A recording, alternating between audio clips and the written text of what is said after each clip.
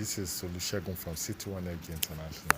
You are welcome to this particular video, which is a living testimony about some people who have taken advantage of the system of the business I'm talking about and who have had their story change financially.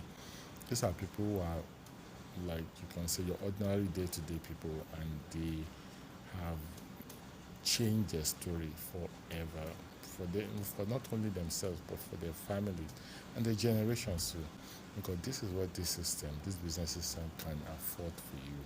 Okay, because you have one or two people whose beginning will be similar to your story. So please sit back and really listen to them, and you'll be inspired by them. First of all, my dad is late, and I lost my dad in 2010. Now, before I lost my dad, I started thinking of how can I even support my own parents, because I'll see some people who were my age, they go out in the morning to hawk things. I joined some of them who used to go and hawk bitter cola in the express. We used to live in Obakala in Abia State. People going to Aba, people coming from Aba, that's the major express. So that police checkpoint, they will stay there and be hawking bitter cola. Me, what I used to hawk was pure water and granite. So that's whenever I'm traveling by road and I saw people running to cars to come and hawk this, and sometimes I just used to dash them money because I've been there before. So I was hawking all these pure water and granite. Some people were hawking bitter cola. Some days I'll carry one bag of pure water without transparent rubber. I will not finish that one bag of pure water. This, by the way, this was when my father was still alive, but in 2010. My father had a business in Kaduna.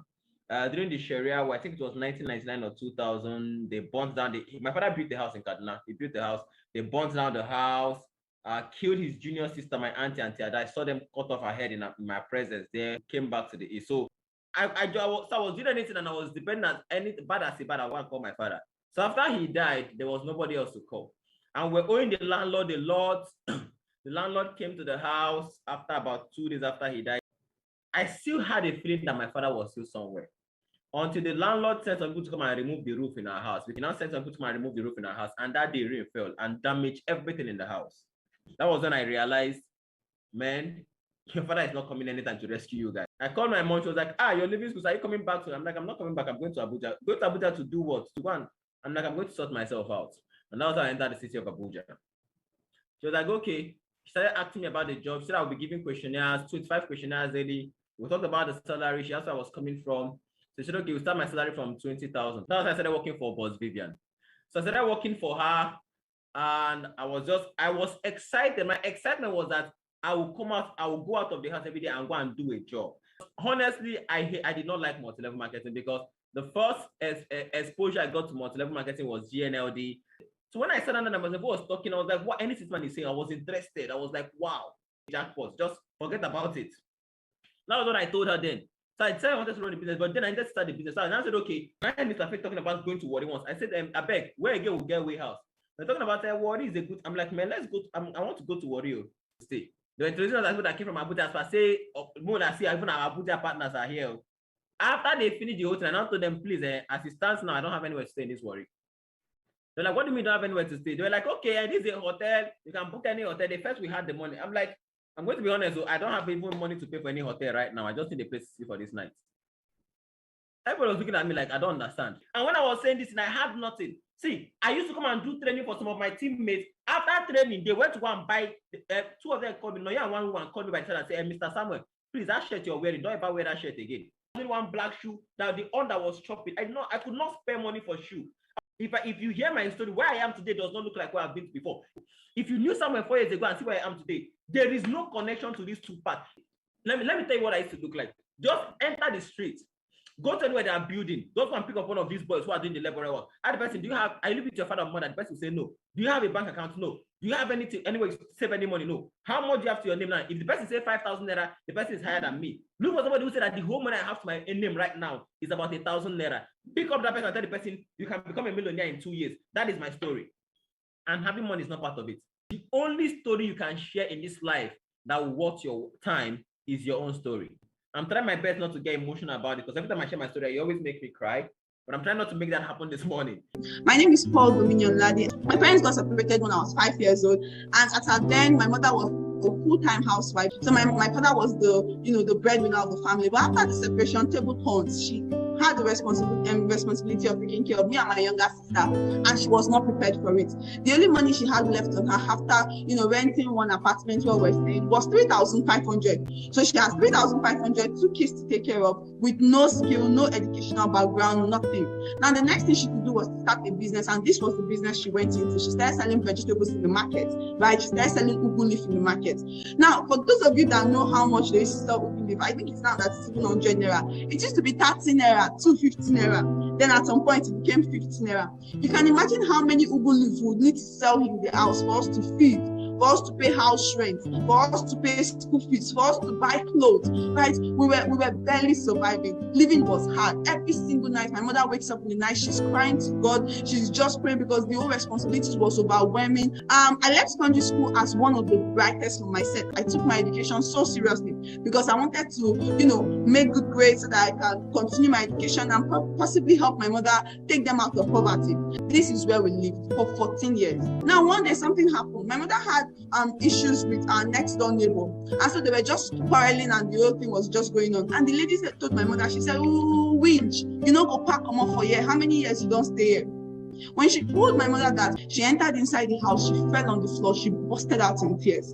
The reason she was crying was because she already knew she had to leave. She hated the house already. She didn't even need anybody to remind her, but poverty kept us here.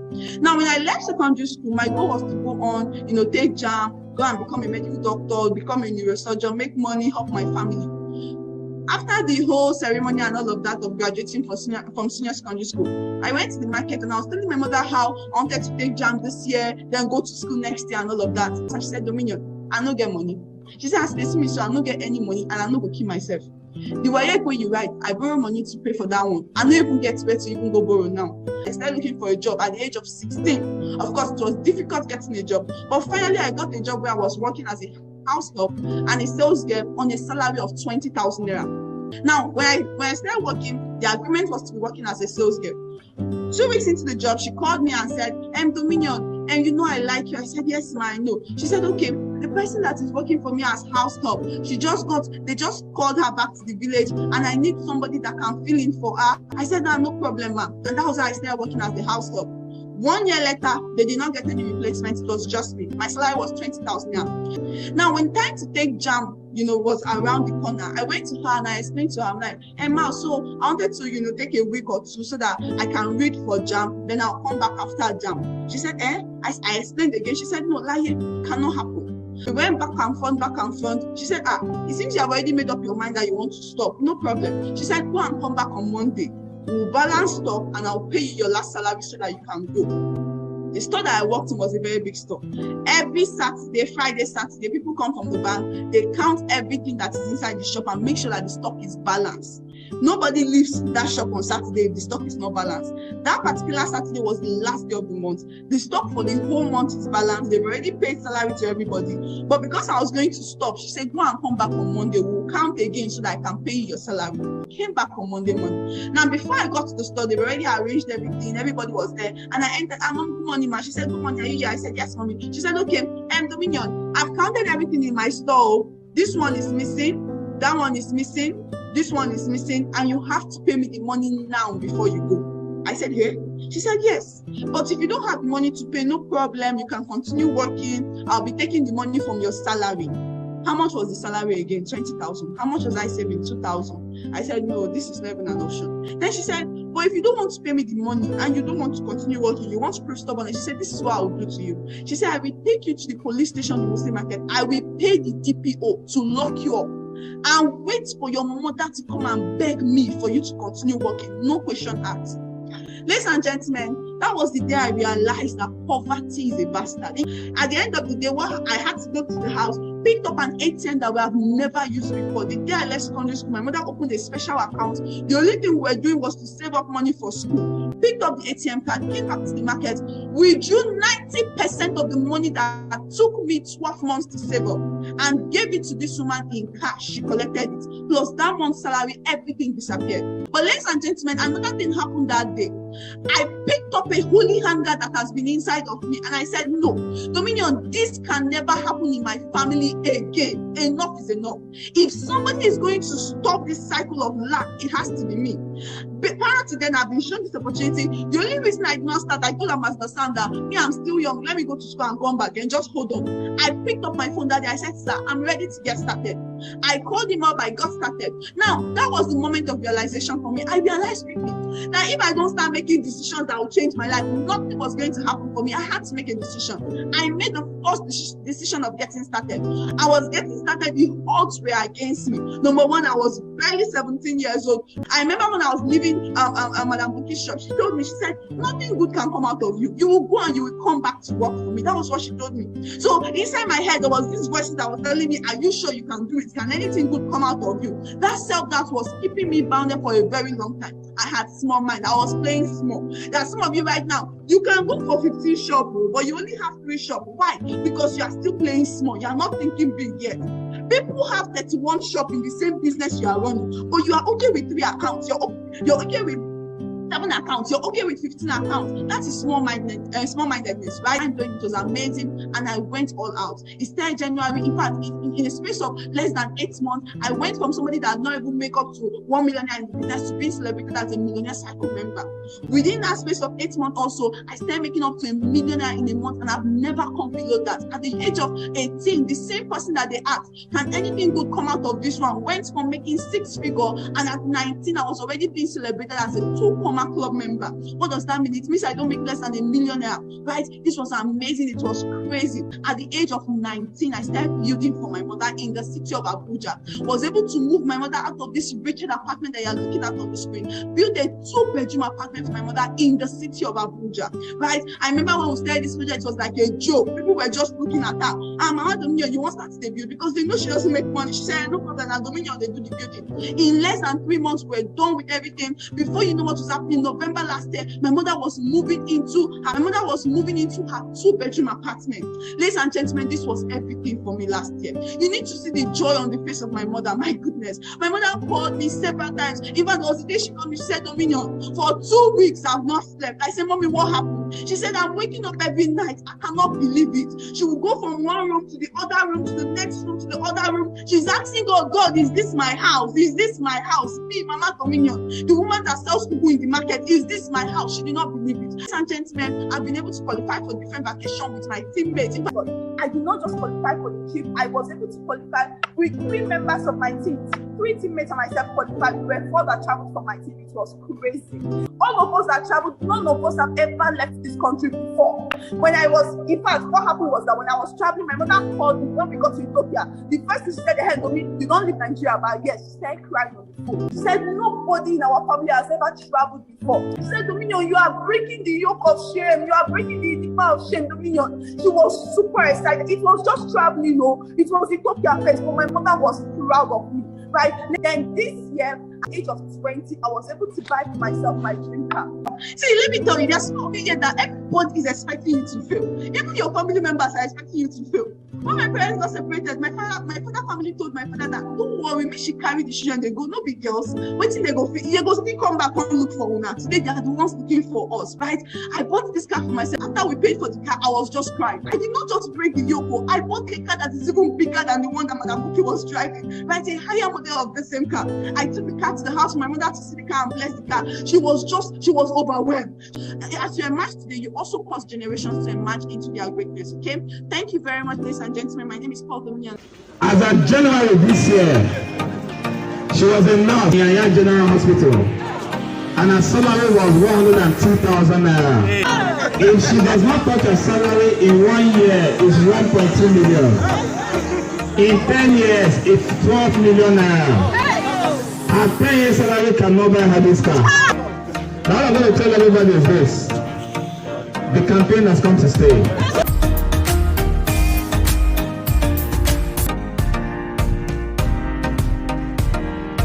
About living a good life, coming from grass to grace. If I see people that are nothing before, but today through the Labuana Vida project, you can see the fleets of cars. These people are not politicians' children. The people you're These are from the royal family. These are people that just started just the normal way we all started life, and today they've risen to this top. La Buena Vida. If you're not part of La Buena Vida, you just have to be part of it. So congratulations to all the La Buena Vida. At the Cheetah, live at the Cheetah International Hotel. So now you see, I hope you've been inspired by them. See how their story have changed. So all you have to do is to believe that your story hasn't ended, but your story has just begun. That you can still have a story to tell of how you have always been and how now you are. Time for a system, a business system that is working for many. And I want you to join this business. There is a big dream in front of us, a big dream that we have packaged that in 10 years' time, I want you to be part of that dream. Great dream for many, for millions of people. And they will be able to share, and the whole world will know that, yes, something good can still come out of this country. But still come out of you and come out of everybody that keyed into the system. So if you want to be part of the system, call me. Let us get started and you see how wonderful and easy this is. And then I can show you the different things, the different ways you can get these things done and how it can really work for you. You can discuss this. You don't have to start all over. You don't have to start right away. You just have to discuss. Find out more. Let's see for yourself how this thing can really work for you. And you have any question, you can say anything at all. Just ask and it will be done.